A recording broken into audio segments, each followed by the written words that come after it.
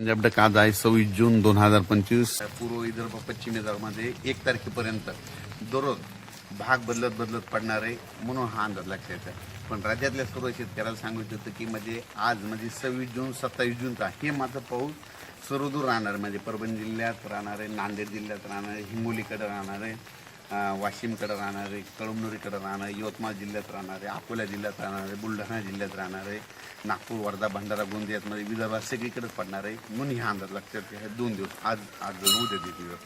त्याच्यानंतर ही परभणी जिल्ह्यात देखील पाऊस पडणार आहे, इकडं जालना जिल्ह्यात देखील राहणार आहे, जळगावकडे देखील राहणार आहे. म्हणजे आजचा पाऊस हे सर्वदूरचा राहणार म्हणून हा अंदाज लक्षात घ्यायचा. पण राज्यामध्ये म्हणजे 26 जून ते 1 तारखेपर्यंत 1 जुलैपर्यंत राज्यात विदर्भ आणि मराठवाड्यातच जरा जास्त पाऊस पडणार आहे. सांगायचं झालं तर तुम्हाला सांगतो विदर्भामध्ये 6 5 11 जिल्ह्यात आणि मराठवाड्यात म्हणजे हे दररोज वेगवेगळ्या भागात पाऊस पडणार आहे 1 तारखेपर्यंत. म्हणजे 26, 27, 28, 29, 30 आणि 1 जुलैपर्यंत दररोज वेगवेगळ्या भागात पडणार. दुपारपर्यंत ऊन पडणार, दुपारच्याला लगेच पाऊस येणार म्हणून हे लक्षात येतं. सर्वदूर पडणार नाही हे सगळ्यांनी लक्षात येतं. नसतं काय होतं की सगळ्यांची अपेक्षा आहे की सगळीकडे पाऊस पडेल, सगळीकडे पडणार नाही. भाग बदलत कोणाला सोडून देईल आणि ज्याला सोडलं तर त्याला सोडून देखील देणार म्हणून हे लक्षात येतं.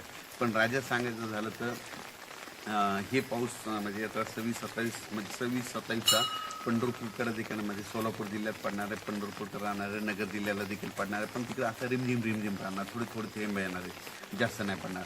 पण हे लातूर जिल्ह्याला पडणार आहे, धाराशिवला देखील आजचा पाऊस पडणार आहे. त्याच्यानंतर राज्यात सांगायचं झालं तर पंढरपूरला म्हणजे 5 आणि 6 तारखेला म्हणजे पंढरपूरच्या यात्रेकरूला त्यांना पाऊसमध्ये हे वरून राजे भिजवणार आहे म्हणून हे देखील आत्ताच अंदाज त्यांनी लक्षात घ्यायचा.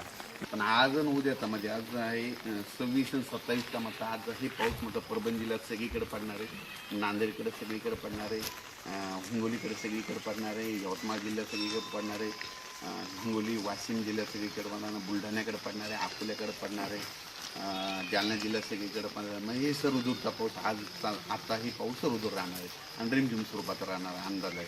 आणि बीड जिल्ह्यात मात्र असं बारीक थोडे थिंबत येणार आहे. पण थोडा पुन्हा स्पीड थोडी वाढणार आहे. पण त्यांना काय होणार दुपारनंतर एकदा ऊन पडत आणि दुपारनंतर तर जोरात पाऊस येणार आहे म्हणून हा अंदाज लक्षात घ्यायचा.